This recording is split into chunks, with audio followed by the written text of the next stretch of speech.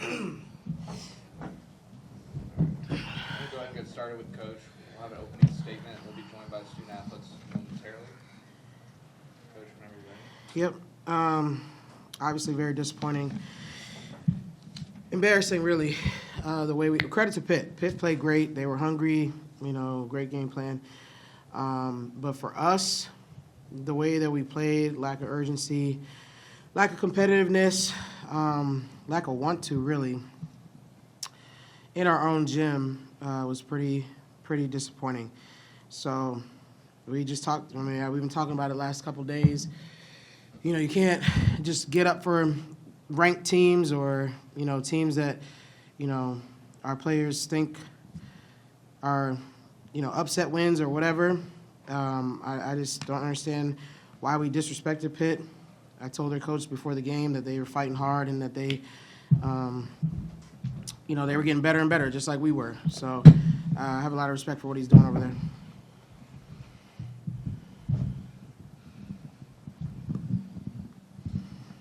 Obviously, third quarter, things unraveled quickly. Now, I outscored you guys 24-6 in that third. What happened? I mean, the whole game was bad for us. Like I said, no urgency, no 1-2. We weren't sharing the ball like we had been. Weren't executing like we had been. Weren't playing together, and it just really kind of showed in the third quarter the most, but it was the whole game. Yeah, yesterday you called the NC State loss rock bottom. Is this worse? I mean, I don't know. I don't really know how to answer that, but this is bad. We just went and did something special, and then we came home on our home court and performed that way. So I'm just not happy with how we displayed our talents tonight, and it's embarrassing for everybody. I think the players feel embarrassed too. You lost Cam there to an injury in the second quarter. Did you get an update on her condition, and then talk about the impact that had on your guys' offense, especially in the half court without her on the floor? Yeah, I didn't. Sorry, excuse me. I haven't gotten an update on her yet, but I think she'll be all right. But Cam included, I don't think anybody really started the game with urgency.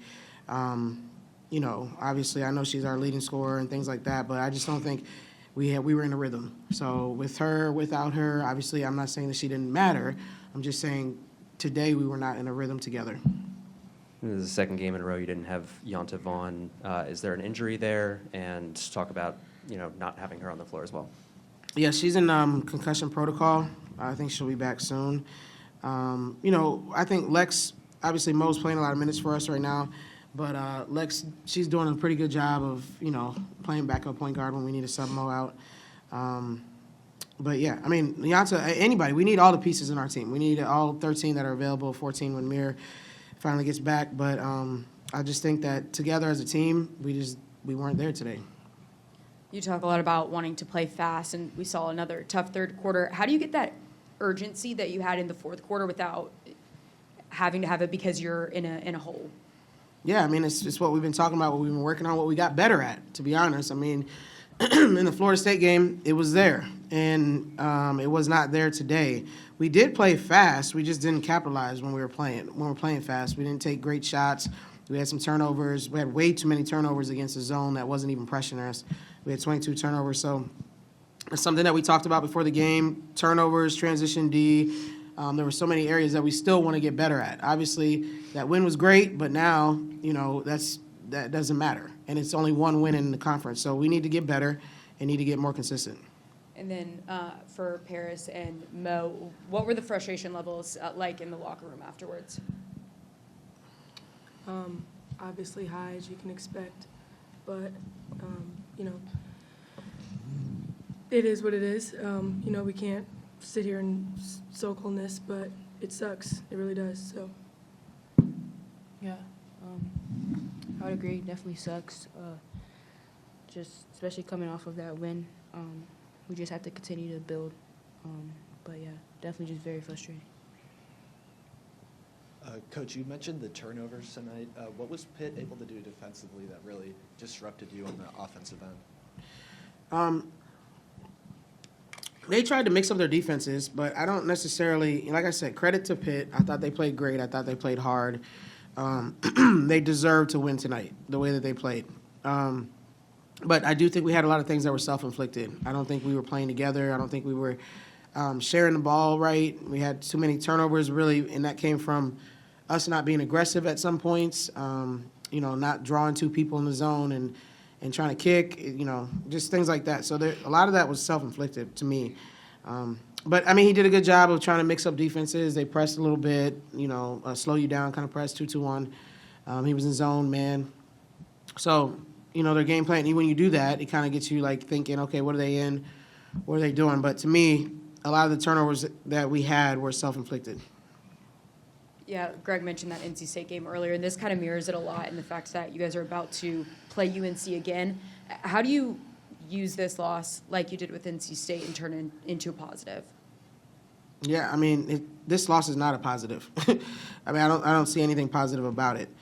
But if we are competitors and we still want to do what we're trying to do, then we better be ready to bounce back.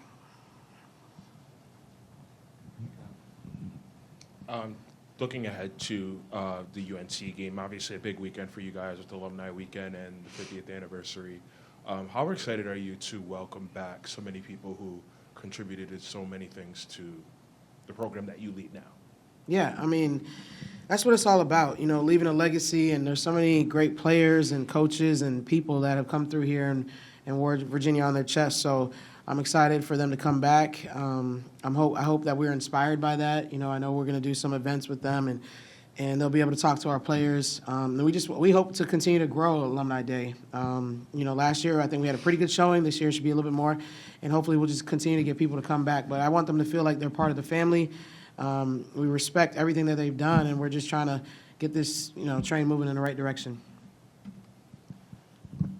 I think you guys cut it to like maybe 6 points there in the final minute, 50 seconds-ish, and it took a long time to foul. I could see on the sideline kind of yelling to foul. Is that something that the team should know, knows, and just it didn't happen? How do you kind of chalk that up when you're looking to extend the game and it hadn't happened maybe as quickly as you would have liked? Yeah, I mean, of course I was frustrated when we didn't foul, we were all trying to foul, but that's a learning experience, so the next time it happens, hopefully we will understand that situation. But, yeah, I mean, I think obviously to extend the game, I think people knew that, but we were trying to pressure at the same time, so some people were still trying to pressure and get them to turn the ball over. So, but that's something we'll watch on film and just get better.